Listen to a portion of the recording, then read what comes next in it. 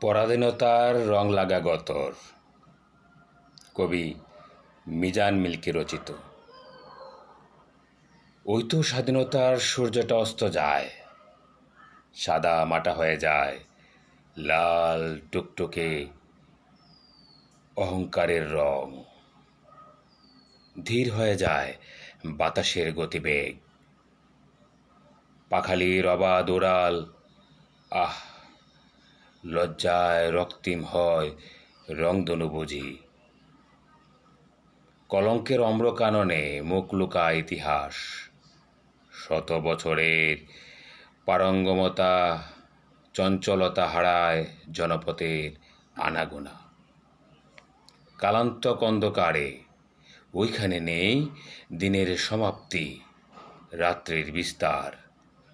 এখানে সেখানে গুমরে মরে হৃদয় ভাঙা হাহাকার। স্বাধীনতা চলে যায় নির্জীব বিবেকের লেনদেন, বিশ্বাসঘাতকের দল উল্লাসিত হয় সবখানে প্রহসন। ছলনার কুটো কৌশলে তৈরি হয় নির্মমতার কারাগার।